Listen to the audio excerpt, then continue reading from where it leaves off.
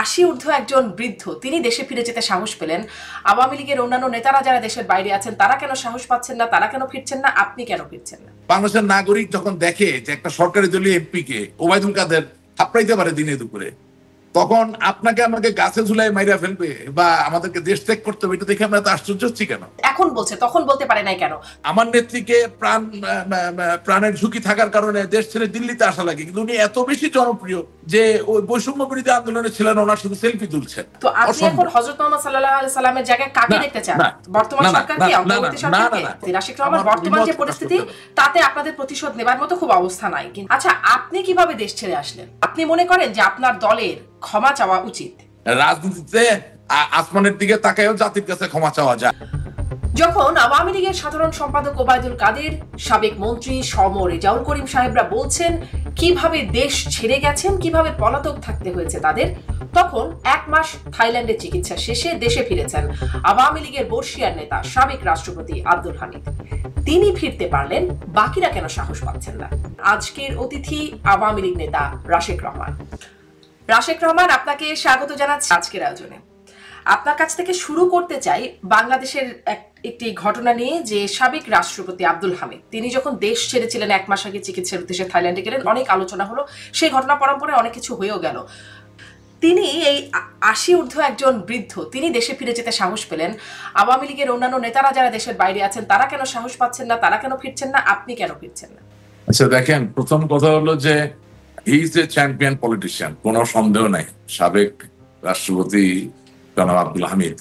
দেখেন, প্রথম কথা হচ্ছে ওনাদের জেনারেশনটা তো ব্যতিক্রমী একটা জেনারেশন, এবং রাষ্ট্রপতি আব্দুল হামিদ উনি রাজনীতিবিদ হয়ে উঠেছেন কারো আনুকূল্যে বা কারো দয়া দাক্ষিণ্যে না, যার দরুন তিনি এমন সাহস দেখাতে পারবেন এটাই তো খুব স্বাভাবিক। এবং তার থেকেও বড় কথা হচ্ছে, আজকে এই সংকটকালীন সময় বসে যখন নিজেরা বিচার করি, তখন আমি বুঝি যে কেন আমরা অনেকেই ফিরতে পারি না বা ফেরার মতো সাহস করি না। তার মধ্যে আমিও আছি। এটা কারণ হচ্ছে যে আমরা কিন্তু, রাজনীতি হচ্ছে সংহতির ব্যাপার, রাজনীতি হচ্ছে বৈষম্যহীনতার ব্যাপার, রাজনীতি হচ্ছে সাম্যের ব্যাপার, রাজনীতি হচ্ছে সৌন্দর্যকে উদযাপন করার ব্যাপার। সেখানে আমাদের ভালো লাগুক বা না লাগুক, আমরা রাজনীতি থেকে সাংঘর্ষিক করে ফেলেছিলাম, এবং এত মাত্রায় সাংঘর্ষিক করেছিলাম যার ধরুন সেই সাংঘর্ষিক রাজনীতির চর্চা করার কারণে যেমন ফল পাওয়ার কথা তাই কিন্তু এখন আমরা পাচ্ছি। এবং আপনি একটা খেয়াল করবেন যে এটা আওয়ামী লীগ, বিএনপি, জাতীয় পার্টি বলে ব্যতিক্রম ভিন্ন তা না, গত 15 বছর বা 16 বছর ধরে বিভিন্ন সময় আমরা দেখেছি বিভিন্ন রাজনীতিবিদদের সন্তানদেরকেও আমরা ভিন্ন মতের রাজনীতি করার কারণে আক্রান্ত করেছি। এবং এই যে ব্যক্তিকে ফেলে দিয়ে তাকে অতিক্রম করে পরিবারের ভিতরে ঢুকে যাওয়ার যে একটা চর্চা আমরা চালু করেছিলাম, সেটার ফলাফল আমরা ভোগ করছি। আজকে এই যে সহিংস রাজনীতির যে বহিঃপ্রকাশ দেখছেন, তার ভিতরে অনেকাংশেই কিন্তু আমরা জেনে হোক, বুঝে হোক অথবা না বুঝে হোক, আমরা পক্ষপাতমূলক রাজনীতিতে যাওয়াতে মানুষকে সরাসরি আক্রান্ত করার কারণে কিন্তু সেই ফলাফলটা আমাদেরকে পেতে হচ্ছে। যে যত কথা আপনাকে বুঝা অমুক চক্রান্ত ছিল, নো, এটা মানুষের জনরোষ, এটা বাস্তবতা। সবচেয়ে ভয়ঙ্কর ব্যাপারটা হচ্ছে যে রাষ্ট্রপতি আব্দুল হামিদ যখন তার চিকিৎসার জন্য দেশের বাইরে গেলেন, একটা মানুষের যখন বেঁচে থাকার প্রশ্ন আসে, তখন তো দেশে বা দেশের বাইরে এটা আপনি বিচার করতে পারবেন না, তার বেঁচে থাকাটা তার অধিকার, তাই না? কিছু কিছু জায়গায় আমরাও তো সেই অধিকার হরণ করেছি, তাই না? মানুষের বিদেশে যাওয়া বা চিকিৎসা নেওয়ার জায়গাটা, এটা মেনে নিতে হবে। উনি যখন দেশের বাইরে গেলেন, আমাদের ভিতর থেকে একটা অংশ কি শুরু করবো যে এখান থেকে থাইল্যান্ডে গেছেন, থাইল্যান্ড থেকে দিল্লিতে যাবেন, যাওয়ার পরে সব আলাপ আলোচনা হয়ে যাবে এবং আওয়ামী লীগের সভাপতি হয়ে বা সভাপতির কাছে পারমিশন নিয়ে, অনুমতি নিয়ে তিনি আওয়ামী লীগের হাল হাতে ধরে তিনি বাংলাদেশে ফিরে আসবেন। তার মানে একজন লোক যে অসুস্থ হবেন, নির্বিঘ্নে তার চিকিৎসা করবেন, সেটারও সুযোগ নাই, মানে গুজবের কারণে আপনি আক্রান্ত। একটু প্রশ্ন করতে চাই, আপনাদের আশঙ্কা কি? মানে যদি আমি আপনার আশঙ্কার কথাই জিজ্ঞাসা করি, যে রাষ্ট্রপতি আব্দুল হামিদকে আপনিও প্রশংসা করছেন যে তিনি সাহসী, তিনি ফিরে গেলেন, আপনার কি মনে হয় আপনি যদি ফিরে যান তাহলে কি হবে? ফিরছেন না কেন? না, আমি তো আপনাকে এর আগে আপনার অনুষ্ঠানে বলেছি, আমি যদি বুঝি যে আমি আদালতে একেবারে সুস্থ শরীরে দাঁড়াতে পারবো, এবং আমি যেই আইনজীবীকে চাই, এটা তো আমার অধিকার, আমি যেই আইনজীবীকে চাই সেই আইনজীবী আমার প্রতিনিধিত্ব করতে পারবেন নির্ভয়ে, নিঃসংকোচে, এবং যৌক্তিক জায়গায় আমি জামিন পাবো বা যেই সুযোগটা পাওয়ার কথা একজন দেশের নাগরিক হিসাবে, সেটা নিশ্চিত হলে আমি অবশ্যই ফিরে যাব।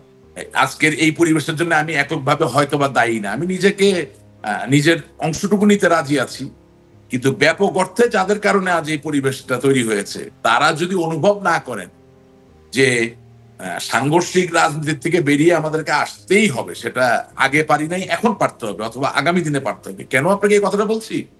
কারণ যদি আমাদের প্রিয় নবী হযরত মুহাম্মদ সাল্লাল্লাহু আলাইহি ওয়াসাল্লাম মক্কা বিজয় করার পরে সকলকে ক্ষমা না করতেন, তাহলে ইসলামের এই প্রসার কি কোনোদিন সম্ভব হতো?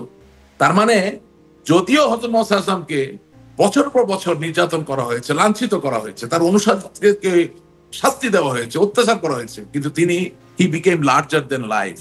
তিনি একজন ক্ষুদ্র মানুষের জীবনের থেকে বৃহৎ হয়ে তিনি ক্ষমার পথকে বেছে নিয়েছিলেন। তো আপনি এখন হযরত মুহাম্মদ সাল্লাল্লাহু আলাইহি সাল্লামের জায়গায় কাকে দেখতে চান? বর্তমান সরকারকে, অন্তর্বর্তী সরকারকে? না, আপনি আমি দুটো পৌরাণিক এবং বিবলিক্যাল এক্সাম্পল দিয়েছি যে আমাদেরকে কোনো না কোনো পর্যায়ে যে সিদ্ধান্ত নিতে হবে যে আমরা সাংঘর্ষিক, আমরা যুদ্ধ করব, আমরা প্রতিশোধ নিব, নাকি আমরা সংহতি তৈরি করব।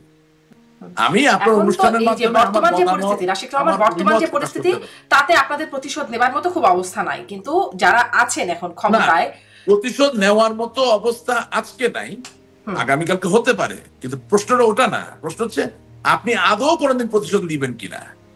আপনার পূর্ব অভিজ্ঞতা বলে বা ইতিহাস বলে আপনারা প্রতিশোধ পরায়ণ, আপনারা প্রতিশোধ পরায়ণ। রাশিদ রহমান, জি, আপনারা প্রতিশোধ পরায়ণ। এখন আপনারা কি চাইছেন যে হযরত মুহাম্মদ সাল্লাল্লাহু আলাইহি সাল্লামের সেই রোলে বর্তমান অন্তর্বর্তী সরকার মানে থাকুক এবং আপনাদেরকে সেইভাবে ক্ষমা সুন্দর দৃষ্টিতে দেখুক? না, আপনি আরো কন্টেম্পোরারি জায়গায় যাচ্ছেন না কেন? আমি আশা করি এটাকে তির্যক ভাবে না নিয়ে সোজাসুজি ভাবে নেবেন। 1971 সালে আপনার গণহত্যার পরে, 1971 স্বাধীনতা যুদ্ধের পরে এই যে শতাধিক পাকিস্তানি কমান্ডার যারা গ্রেপ্তারকৃত অবস্থায় এবং সিপাহীরা যারা গ্রেপ্তার ভারতে চলে গেল, এই যে সিমলা চুক্তি যে শোনেন, তাদের কারো শেষ পর্যন্ত বিচার বা কিছু করলেন না কেন? তারা তো হত্যা করছে। কারণ হচ্ছে যে কোনো একটা জায়গায় আপনাকে কিছু অপ্রিয় বাস্তবতার মুখোমুখি হতে হয়। আমি সেটা সমর্থন করি, সেটা বলি না। আমি বলছি এগুলো চিন্তা ভাবনা করার বিষয় আছে। আপনি আমাকে যে প্রশ্ন করছেন সেটার কোনো একক উত্তর হয় না। উত্তরটা হচ্ছে আমাদেরকে এটা চিন্তা করতে হবে। তো আপনারা কি ক্ষমা চাইবেন? আপনারা যদি বলে ধরেন সেই বাস্তবতা যদি আসতে হয়, একটা পক্ষকে তো আগাতে হবে। শুনেন, আপনারা তো ক্ষমা চান না। শুনেন, আমি তো কম বুঝি। আমরা মনে করি ভুল ত্রুটি মানুষ করে, আমার মনের ইচ্ছায় তো আর কোনো ভুল ত্রুটি নাই, হয়তো আমার কার্যক্রমে ভুল থাকতে পারে, সেখানে আমি ক্ষমা চেয়ে যদি নতুন করে শুরু করি, আমি দোষের কিছু দেখি না। কারণ আমাদের থেকে অনেক বেশি বোঝা বোঝা লোক আছে যারা মনে করে ক্ষমা চাইবো কার কাছে, কিসের কাছে, কখন। এবং আচ্ছা, তাহলে একটু সামারিটা আপনি চাইছেন, আপনি মনে করেন যে আপনার দলের ক্ষমা চাওয়া উচিত? না, এখানে দুটো ব্যাপার আছে। একটা হচ্ছে যে ভুল সিদ্ধান্তগুলো নিয়েছি, সেই ভুল সিদ্ধান্তগুলো আগামী দিনে হবে না, এটা রিঅ্যাসিওর করা। এটাকে আপনি ক্ষমা বলবেন না সংশোধনী বলবেন না কি ভাষায় প্রকাশ করবেন আমি জানি না।